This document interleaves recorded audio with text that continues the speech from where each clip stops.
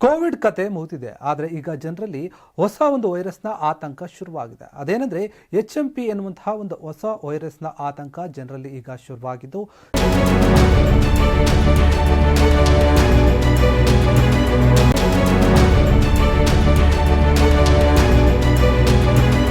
ಚೀನಾದಲ್ಲಿ ಹುಟ್ಟಿದಂತಹ ಈ ವೈರಸ್ ಈಗ ಭಾರತಕ್ಕೂ ಕೂಡ ಕಾಲಿಟ್ಟಿದೆ. ಇದರಿಂದ ಮತ್ತೆ ದೇಶದಲ್ಲಿ ಕೋವಿಡ್ನ ಸಮಯದಲ್ಲಿದ್ದಂತಹ ಪರಿಸ್ಥಿತಿ ಏನಾದರೂ ಮತ್ತೆ ಮರುಕಳಿಸುತ್ತಾ ಎನ್ನುವಂತಹ ಆತಂಕ ಈಗ ಜನರಲ್ಲಿ ಶುರುವಾಗಿರುವಂಥದ್ದು. ಆದರೆ ಸರ್ಕಾರ ಮಾತ್ರ ಯಾವುದೇ ರೀತಿಯ ಒಂದು ಭಯ ಬೇಡ, ಈ ವೈರಸ್ನ ಬಗ್ಗೆ ನೀವು ಆತಂಕ ಪಡುವಂತಹ ಅಗತ್ಯ ಇಲ್ಲ. ಆದರೆ ಸರ್ಕಾರ ಮಾತ್ರ ಈಗ ಈ ವೈರಸ್ನ ಬಗ್ಗೆ ಭಯ ಪಡುವಂತಹ ಅಗತ್ಯ ಇಲ್ಲ, ನೀವು ಎಚ್ಚರಿಕೆಯಿಂದ ಇರಿ ಅಂತ ಹೇಳ್ತಾ ಇದೆ.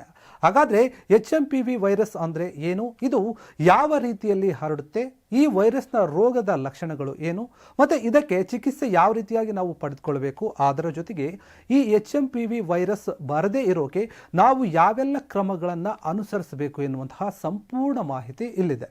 ಬಾಯಲ್ಲಿಟ್ಟರೆ ಬೆಣ್ಣೆಯಂತೆ ಕರಗುವ ಜೀನಿ ರಾಗಿ ಬಿಸ್ಕತ್ ಹಾಗೂ ಮಕ್ಕಳಿಗೆ ವಿಶೇಷವಾಗಿ ತುಪ್ಪ ಮತ್ತು ಬೆಣ್ಣೆಯೊಂದಿಗೆ ತಯಾರಿಸಿದ ರಾಗಿ ಸರಿ ಹಿಟ್ಟಿನ ಬಿಸ್ಕತ್. ಚೀನಾದಲ್ಲಿ ಹುಟ್ಟಿದ HMPV ವೈರಸ್ ಈಗ ಇಡೀ ಪ್ರಪಂಚವನ್ನೇ ಹರಡೋಕೆ ಮುಂದಾಗಿದೆ. ಇದರ ನಿಟ್ಟಿನಲ್ಲಿ ಈಗ ಭಾರತದಲ್ಲಿಯೂ ಕೂಡ ಈ ಒಂದು ವೈರಸ್ನ ಒಂದು ಲಕ್ಷಣಗಳು ಕಂಡುಬಂದಿದ್ದು, ಕರ್ನಾಟಕದ ಬೆಂಗಳೂರಿನಲ್ಲೂ ಕೂಡ ಈ ಒಂದು ರೋಗದ ಒಂದು ಏನು ಪ್ರಮಾಣ ಕಂಡುಬಂದಿದೆ ಅಂತ ಹೇಳಲಾಗ್ತಾ ಇದೆ.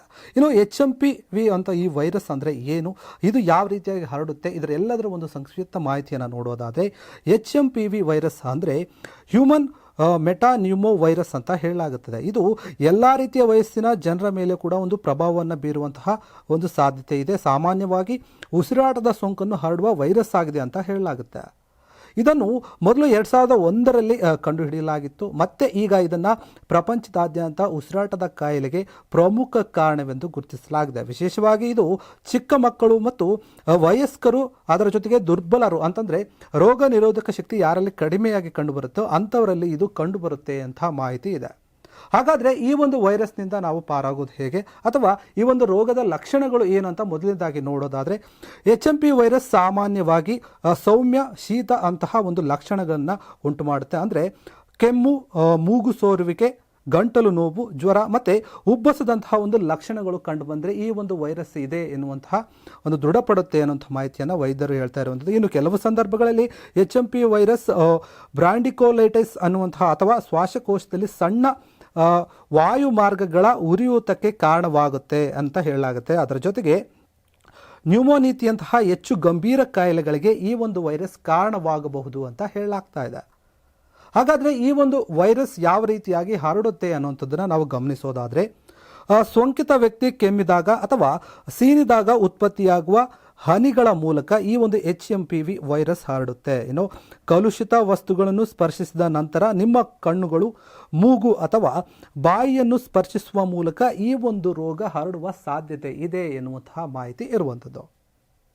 ಹಾಗಾದರೆ ಈ ಒಂದು ವೈರಸ್ಗೆ ಅಥವಾ ಈ ಒಂದು ಸೋಂಕಿಗೆ ಚಿಕಿತ್ಸೆ ಏನೇನಿದೆ, ಯಾವಂಥ ಚಿಕಿತ್ಸೆಗಳನ್ನು ನಾವು ಪಡೆದು ಇದನ್ನು ಬರದಂತೆ ಕಾಪಾಡಿಕೊಳ್ಬೋದು ಅಂತ ನೋಡೋದಾದರೆ, ಈ HMP ವೈರಸ್ಗೆ ಯಾವುದೇ ರೀತಿಯಾದಂತಹ ನಿರ್ದಿಷ್ಟ ಚಿಕಿತ್ಸೆ ಇಲ್ಲ ಅಂತ ವೈದ್ಯರು ಹೇಳ್ತಾ ಇದ್ದಾರೆ. ಹೆಚ್ಚಿನ ಜನರು ವಿಶ್ರಾಂತಿ, ದ್ರವಗಳು ಮತ್ತು ಲಕ್ಷಣಗಳನ್ನು ನಿವಾರಿಸಲು ಓವರ್ ದಿ ಕೌಂಟರ್ ಔಷಧಿಯೊಂದಿಗೆ ಚಿಕಿತ್ಸೆ ಪಡಿತಾ ಇದ್ದಾರಂತೆ. ತೀವ್ರವಾದಂತಹ ಪ್ರಕರಣದಲ್ಲಿ ಆಮ್ಲಜನಕ ಚಿಕಿತ್ಸೆ ಅಥವಾ ಯಾಂತ್ರಿಕ ಉಸಿರಾಟಕ್ಕಾಗಿ ಆಸ್ಪತ್ರೆಗೆ ದಾಖಲಾಗಬಹುದು ಅಂತ ವೈದ್ಯಕೀಯ ಮೂಲಗಳು ತಿಳಿಸಿರುವಂಥದ್ದು. ಇನ್ನು ಈ ಒಂದು ವೈರಸ್ನಿಂದ ನಾವು ಯಾವ ರೀತಿಯಾಗಿ ಸುರಕ್ಷಿತವಾಗಿ ಇರಬೇಕಂತ ನೋಡೋದಾದರೆ, ಯಾವೆಲ್ಲ ಕ್ರಮಗಳನ್ನು ಅನುಸರಿಸಬೇಕು ಅಂತ ನೋಡಿದಾಗ, ನಿಮ್ಮ ಕೈಕಾಲುಗಳನ್ನು ಆಗಾಗ ಸೋಪ್ನಿಂದ, ನೀರಿನಿಂದ ಕನಿಷ್ಠ 20 ಸೆಕೆಂಡ್ಗಳ ಕಾಲ ತೊಳಿಬೇಕು.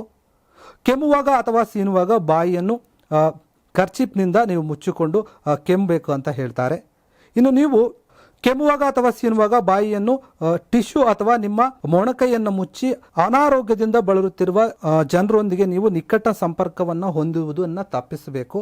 ಮತ್ತು ಆಗಾಗ ನೀವು ಸ್ಪರ್ಶಿಸುವ ವಸ್ತು ಅಥವಾ ಜಾಗಗಳನ್ನು ಸ್ವಚ್ಛಪಡಿಸಬೇಕು.